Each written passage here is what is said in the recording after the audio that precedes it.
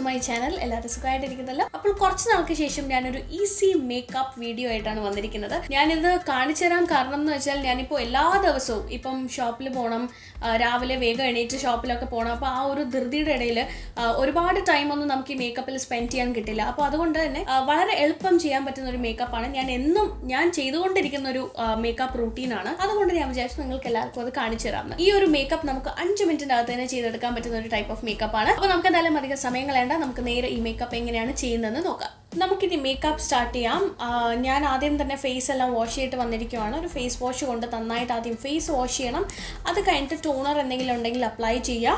ഞാൻ യൂസ് ചെയ്യാൻ പോകുന്നത് plum green tea revitalizing face mist ആണ്. ഇത് ഞാനൊന്ന് ഫേസിൽ സ്പ്രേ ചെയ്ത് കൊടുക്കാൻ പോവാണ്. ഇനി നമ്മൾ നമ്മുടെ പാംസ് യൂസ് ചെയ്ത് ഫേസ് ഒന്ന് ഡാബ് ചെയ്ത് കൊടുക്കാം. അടുത്തതായിട്ട് ഫേസിനെ നന്നായിട്ട് മോയ്സ്ചറൈസ് ചെയ്യണം. ടോണിംഗ് എന്ന് പറയുന്നത് അത്രയും ഇമ്പോർട്ടൻ്റ് അല്ലെങ്കിൽ പോലും ചെയ്താൽ നല്ലതാണ്. മോയ്സ്ചറൈസിങ് ഏറ്റവും ഇമ്പോർട്ടൻറ്റ് പാർട്ടാണ്. ഞാൻ യൂസ് ചെയ്യാൻ പോകുന്നത് Nutriderm vitamin E moisturising lotion. ഈ ഒരു മോയ്സ്ചറൈസർ യൂസ് ചെയ്യാനുള്ള ഒരു കാര്യം എന്ന് വെച്ചാൽ നമ്മുടെ മേക്കപ്പ് ബേസ് നല്ല സ്മൂത്ത് ആൻഡ് സോഫ്റ്റ് ആക്കി വയ്ക്കും. പിന്നീട് സ്കിന്നിന്റെ പുറത്ത് നന്നായിട്ട് ബ്ലെൻഡ് ചെയ്തിരിക്കും. വളരെ ലൈറ്റ് വെയിറ്റ് ആയിട്ടുള്ള ഒരു മോയ്സ്ചറൈസർ ആണ്. ഇത് ഇട്ടിരിക്കുന്നേ ഉള്ളൊരു ഫീലിംഗ് നമുക്ക് കാണത്തില്ല.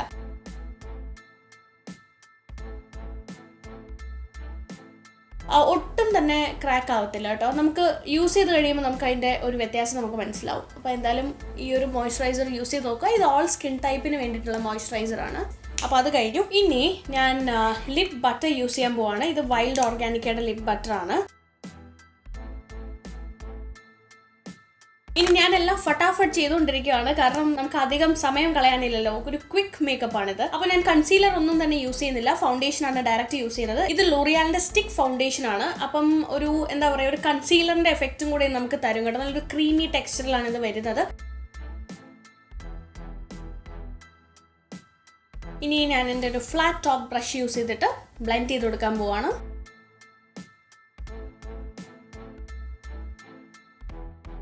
ഇനി അടുത്തതായിട്ട് ഞാൻ നൈക്കയുടെ ഒരു കോമ്പാക്ട് പൗഡർ യൂസ് ചെയ്യാൻ പോവാണ്. സാധാരണ ഞാൻ ഇതിനോടൊപ്പം കിട്ടുന്ന പഫ് യൂസ് ചെയ്യാറില്ല, കാരണം ഞാൻ കൂടുതലും ബ്രഷിലാണ് കംഫർട്ടബിൾ. അതാണ് ഞാൻ കൂടുതലും ബ്രഷ് യൂസ് ചെയ്ത് ബ്ലെൻഡ് ചെയ്യുന്നത്. കുറച്ച് പോർഷൻ ഇങ്ങനെ എടുക്കുക, ജസ്റ്റ് ഒന്ന് തട്ടിക്കളയുവാണ്. എന്നിട്ട്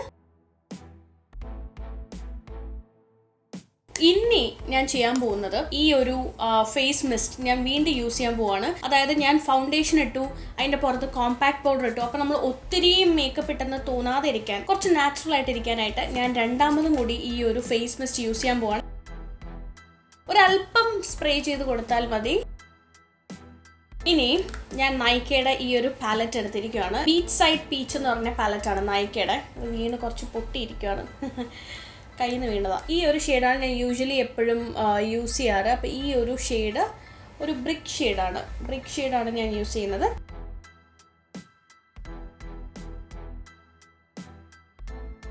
ഐ ഷാഡോ ഞാൻ അപ്ലൈ ചെയ്യുന്നത് ഞാൻ കാജൽ ഇടാൻ സമയത്ത് ഒരു സ്മോക്കി ലുക്ക് കിട്ടാൻ വേണ്ടിയിട്ടാണ്. പക്ഷെ ഞാനൊരു പ്രൊഫഷണൽ സ്മോക്കിയായി അല്ല ചെയ്യുന്നത്, കാരണം നമ്മൾ പെട്ടെന്നാണ്, ഒരു ക്വിക്ക് മേക്കപ്പ് ആണല്ലോ. അപ്പം ഒരു അത്യാവശ്യം ഒരു സ്മോക്കി ആയിട്ട് ഇരിക്കാൻ വേണ്ടിയിട്ട് മാത്രമാണ് ചെയ്യുന്നത്. അപ്പോൾ ഐ ഷാഡോ ഞാൻ അപ്ലൈ ചെയ്ത് കഴിഞ്ഞു. ഇനി ഞാൻ കാജലാണ് എടുക്കുന്നത്. ഞാൻ യൂസ് ചെയ്യുന്നത് ഫേസസ് കാനഡയുടെ അൾട്ടിമേറ്റ് പ്രോ ജെൽ കാജലാണ്.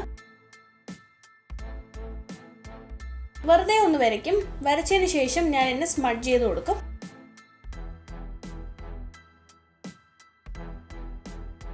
ഞാൻ സ്മഡ്ജ് ചെയ്തതിൻ്റെ ബാക്കി കാജൽ ഈ സ്മഡ്ജറിൽ തന്നെ ഉണ്ടാവും. അപ്പോൾ അത് വെച്ച് ജസ്റ്റ് ഒന്ന് താഴത്തെ പോർഷനിൽ കൂടി ഒന്ന് സ്മഡ്ജ് ചെയ്ത് കൊടുക്കാം.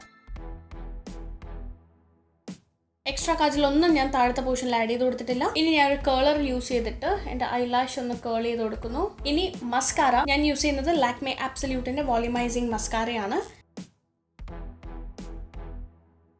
ഇനി ഞാൻ ഐബ്രോസ് ഒന്ന് ശരിയാക്കി കൊടുക്കുകയാണ്.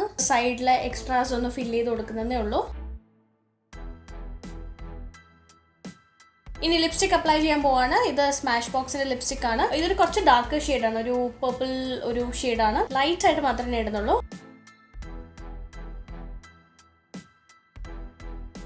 അപ്പോൾ കഴിഞ്ഞു.